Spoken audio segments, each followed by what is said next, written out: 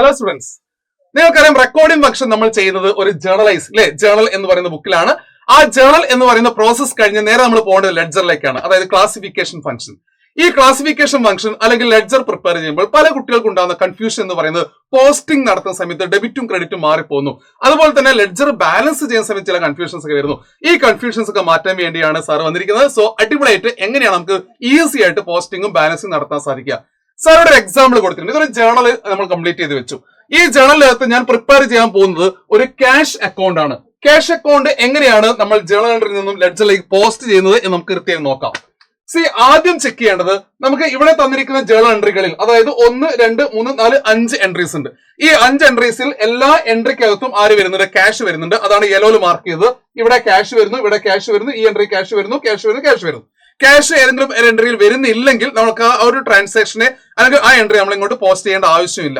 ഇനി നമുക്ക് പോസ്റ്റിംഗിൽ വരുന്ന സമയത്ത് നമുക്ക് ലെഡ്ജറിന്റെ ഫോർമാറ്റ് കൃത്യമായി അറിയാം.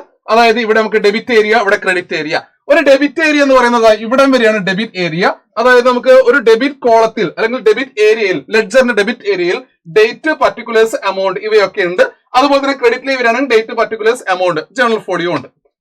അപ്പൊ പ്രധാനമായിട്ടും നമുക്ക് ഒരു ജേർണലിന്റെ അകത്ത് ഈ ഒരു എമൗണ്ട് കോളം എന്ന് പറയുന്നത് ഡെബിറ്റ് എമൗണ്ട് ആണ്, ഈ എമൗണ്ട് കോളം ക്രെഡിറ്റ് എമൗണ്ട് ആണ്. അതുപോലെ തന്നെ ലെഡ്ജറിലേക്ക് വരുന്ന സമയത്തും ഇത് ഡെബിറ്റ് എമൗണ്ട് കോളമാണ്, ഇത് ക്രെഡിറ്റ് എമൗണ്ട് കോളമാണ്. ഇതെല്ലാം നമുക്ക് കൃത്യമായിട്ട് ഫോർമാറ്റ് ഒക്കെ അറിയാം. ഇനി എങ്ങനെയാണ് പോസ്റ്റിംഗിലേക്ക് വരുന്നത്? ക്യാഷ് അക്കൗണ്ട് വരയ്ക്കുന്നു. ക്യാഷ് അക്കൗണ്ട് വരയ്ക്കുമ്പോൾ ആദ്യം ഞാൻ ചെയ്യുന്നത് ഈ ക്യാഷിന് ഡെബിറ്റ് ആണോ ക്രെഡിറ്റ് ആണോ എന്ന് നോക്കും അല്ലെ. ക്യാഷ് ഈ എൻട്രിക്കകത്ത്, അതായത് 2022 ജനുവരി 1 എന്ന് പറയുന്ന ജേർണൽ എൻട്രിക്കകത്ത് ക്യാഷ് ഡെബിറ്റ് ആണോ ക്രെഡിറ്റ് ആണോ? ഇവിടെ നോക്കി അറിയാം ക്യാഷ് എന്ത് ബാലൻസ് ആണ്. ക്യാഷിന് ഡെബിറ്റ് ആണ് എമൗണ്ട് വന്നത്, 50,000 റുപ്പീസ് ഡെബിറ്റ് ആണ്. അപ്പൊ ഒരു ലെഡ്ജറിന്റെ അകത്ത് ഏറ്റവും പ്രധാനമായിട്ടും എമൗണ്ട് കോളത്തിൽ കൃത്യമായിട്ട് എമൗണ്ട് എത്തുക എന്നുള്ളത് വളരെ പ്രധാനപ്പെട്ടതാണ്. കാരണം ഒരു എമൗണ്ട് കോളം ഡെബിറ്റോ ക്രെഡിറ്റോ അങ്ങോട്ടോ ഇങ്ങോട്ടോ മാറിക്കഴിഞ്ഞാൽ മൊത്തം നമുക്ക് കൺഫ്യൂഷൻ ആവും. അതുകൊണ്ട് ഈ 50,000 കറക്റ്റ് നമ്മൾ എത്തിക്കേണ്ടത് ഇവിടെ ഡെബിറ്റ് എമൗണ്ട് കോളം ആണെങ്കിൽ ലെഡ്ജറിന്റെ അകത്തുള്ള ഈ ഡെബിറ്റ് എമൗണ്ട് കോളത്തിലായിരിക്കണം നമ്മൾ ആ 50,000 റുപ്പീസിനെ എത്തിക്കേണ്ടത്. So we are recording 50,000 rupees. എമൗണ്ടിനെ ഫസ്റ്റ് നമ്മൾ ട്രാൻസ്ഫർ ചെയ്യുന്നു. ഓക്കെ, ഡെബിറ്റ് എമൗണ്ട് കോളത്തിൽ കറക്റ്റ് എത്ര 50,000 എത്തി. ഇനി നമുക്ക് പർട്ടിക്കുലർ കോളത്തിലും ഡേറ്റിലേക്ക് വരാം. ഡേറ്റ് എന്താ? 2022 ജാനുവരി 1 ആണ്. പർട്ടിക്കുലർ കോളത്തിൽ എങ്ങനെയാണ് ഈ 50,000 റുപ്പീസ് നമ്മുടെ ഫേമിലേക്ക് വന്നത്? അത് നമുക്ക് വേറെ എവിടെയെങ്കിലും പോകണ്ട, അവിടെ ക്രെഡിറ്റ് കാണുന്ന ടു ക്യാപിറ്റൽ ആണ്. So we are recording to capital. ഇങ്ങനെയാണ് ഓരോ എമൗണ്ടുകളെയും നമ്മൾ പോസ്റ്റ് ചെയ്യുന്നത്. ഇനി അടുത്ത കേസ് നോക്കിയേ, അടുത്ത എൻട്രി നോക്കിയേ. അടുത്ത എൻട്രി ജനുവരി 6 ക്യാഷിന് എന്താണുള്ളത്? ക്രെഡിറ്റ് ബാലൻസ് ആണ്. ക്രെഡിറ്റ് ബാലൻസ് ആണെങ്കിൽ ആ amount, credit balance means credit amount ആണ് 10,000 റുപ്പീസ് ക്രെഡിറ്റിലാണ് കാണുന്നത്. So we are recording 10,000 into credit amount column. ലെഡ്ജറിന്റെ ക്രെഡിറ്റ് എമൗണ്ട് കോളത്തിൽ കാണിച്ചു. ഡേറ്റ് അഗൈൻ 6 ആണ് വരുന്നത്. എന്തുകൊണ്ടാണ് ക്യാഷ് പോയത്? പർച്ചേസ് ചെയ്താണ് അല്ലേ. സോ ബൈ പർച്ചേസസ് കണ്ടോ. സോ ഈ ഒരു റെസിപ്റ്റ് സൈഡ് അല്ലെങ്കിൽ ഡെബിറ്റ് കോളം, ഡെബിറ്റ് സൈഡ് എന്ന് പറയുന്നത് ക്യാഷ് വന്നതും ഇവിടെ ക്യാഷ് പോയതുമാണ്, പേയ്മെന്റ് ആണ്. അപ്പൊ ഇവിടെ 10,000 റുപ്പീസ് പർച്ചേസിലൂടെ പോയി.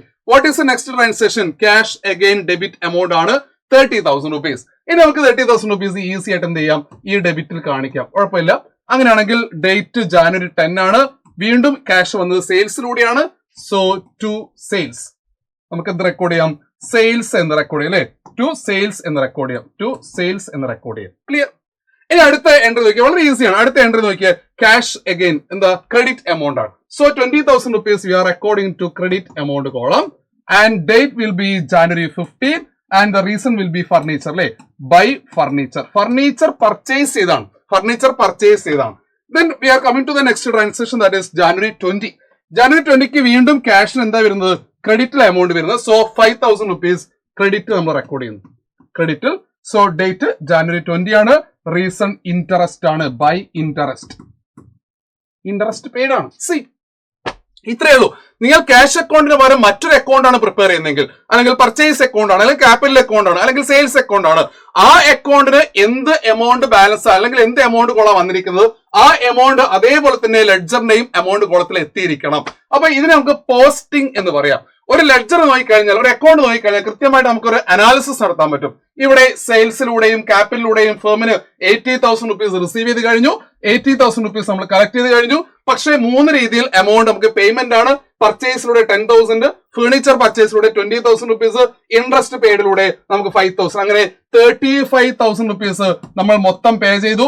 ബാലൻസ് നമുക്ക് വരുന്നത് എത്രയാ 45,000 അല്ലേ 45,000 ആണ് നമുക്ക് മൊത്തം ബാലൻസ് ക്യാഷ് ബാലൻസ് ഇപ്പൊ കയ്യിലുള്ളത്. ഇത് നമ്മൾ കൃത്യമായിട്ട് അടിപൊളിയായിട്ട് ക്യാരി ഡൗണും ബ്രോ ഡൗണും അല്ലെങ്കിൽ ബാലൻസിങ്ങിലൂടെ ചെയ്തിരിക്കണം. എങ്ങനെയാണ് ബാലൻസിങ്? അടുത്ത സ്റ്റെപ്പാണ് അല്ലെ. അപ്പൊ ഏത് എമൗണ്ട് കോളമാണ് വലുത് എന്ന് നോക്കുക. ഇവിടെ ഡെബിറ്റ് എമൗണ്ട് ആണ്. ആ 80,000 റുപ്പീസ് നമ്മൾ എന്ത് ചെയ്യും? ഈ ടോട്ടൽ കോളത്തിൽ റെക്കോർഡ് ചെയ്യും. ആ 80,000 ക്രെഡിറ്റിന്റെയും ടോട്ടൽ കോളത്തിൽ നമ്മൾ എന്ത് ചെയ്യും? റെക്കോർഡ് ചെയ്യും. ക്ലിയർ? അങ്ങനെ ജനുവരി 20 നമ്മൾ നിൽക്കുന്നത്. ജനുവരി 20 ആണെങ്കിൽ ജനുവരി മന്തിന്റെ ലാസ്റ്റ് നമ്മൾ ബാലൻസ് ചെയ്യുന്നത്. സോ ജനുവരി 31 നമ്മൾ പോകും അല്ലെ. ജനുവരി 31 ഇവിടെ കൂട്ടിക്കഴിഞ്ഞാൽ ഡെബിറ്റ് സൈഡ് കൂട്ടിക്കഴിഞ്ഞാൽ 80,000 ആണ്. പക്ഷെ ക്രെഡിറ്റ് എമൗണ്ട് കോളം കൂട്ടിക്കഴിഞ്ഞാൽ 80,000 കിട്ടുന്നില്ല. കാരണം ഇവിടെ എത്രയേ ഉള്ളൂ? ഇവിടെ 35 ഉള്ളൂ. സം എമൗണ്ട് ഇസ് മിസ്സിംഗ് അല്ലെ. മിസ്സിംഗ് ഉണ്ട്. ആ മിസ്സിംഗ് എമൗണ്ട് നമ്മൾ കണ്ടുപിടിച്ചു 45,000 റുപ്പീസ് ആണ് അല്ലെ. ആ 45,000 റുപ്പീസ് ആണ് നമ്മുടെ ആൻസർ. ദാ ഇവിടെ മിസ്സിംഗ് എമൗണ്ട് കാണിച്ചു 45,000 കാണിച്ചു. അതിന് നേരെ by balance carry down 45,000. then same amount next month first day 45,000 നമ്മൾ ഡെബിറ്റിലേക്ക് ബ്രോ ഡൗൺ ചെയ്യുന്നു. ദാറ്റ് ഈസ് ഫെബ്രുവരി 1 ആണ് to balance brought down. So carry ഡൗണും ബ്രോ ഡൗൺ അല്ലെ. അങ്ങനെ ചെയ്തുകൊണ്ട് ഈ ക്യാഷ് അക്കൗണ്ട് നമുക്ക് എന്ത് ചെയ്യാം? ക്ലോസ് ചെയ്യാൻ പറ്റും. അപ്പൊ കൃത്യമായിട്ട് ഈ ഡെബിറ്റ് എമൗണ്ട് കൂട്ടിക്കഴിഞ്ഞാൽ 80,000ഉം ക്രെഡിറ്റ് എമൗണ്ട് കോളം കൂട്ടിക്കഴിഞ്ഞാൽ 80,000 നമുക്ക് കിട്ടുന്നതായിട്ട് കാണാം. അപ്പൊ ഇങ്ങനെയാണ് ഒരു ലെഡ്ജർ പ്രിപ്പറേഷൻ. സോ നമ്മൾ ഒരു മിസ്റ്റേക്കും ഒരു എററും വരാതെ നമ്മൾ എല്ലാ ലെഡ്ജറും പ്രിപ്പയർ ചെയ്യുന്ന ആൾക്കാരായിരിക്കണം. ഇനി അങ്ങോട്ട് എക്സാമിനേഷന് ജേർണലൈസിംഗ് ഇല്ലാതെ, അതായത് പബ്ലിക് എക്സാം ഒക്കെ വരുന്ന സമയത്ത് ജേർണലൈസിംഗ് ഇല്ലാതെ നമ്മൾ നേരിട്ട് ലെഡ്ജർ പ്രിപ്പറേഷനിലേക്ക് വരും. അപ്പൊ നമ്മളെ മൈൻഡിൽ എൻട്രി വെക്കുകയും അല്ലെങ്കിൽ ഡെബിറ്റ് ആണോ ക്രെഡിറ്റ് ആണോ അനലൈസ് ചെയ്യുകയും അങ്ങനെ നമ്മൾ എന്ത് ചെയ്യണം? ഈ ലെഡ്ജറുകൾ പ്രിപ്പയർ ചെയ്യുന്ന കുട്ടികളായിട്ട് മാറണം. അപ്പോൾ അടിപൊളിയായിരിക്കുക. സോ എല്ലാ ലെഡ്ജറും ഇതുപോലെ ഈസി ആയിട്ട് പ്രിപ്പയർ ചെയ്യാൻ പറ്റണം.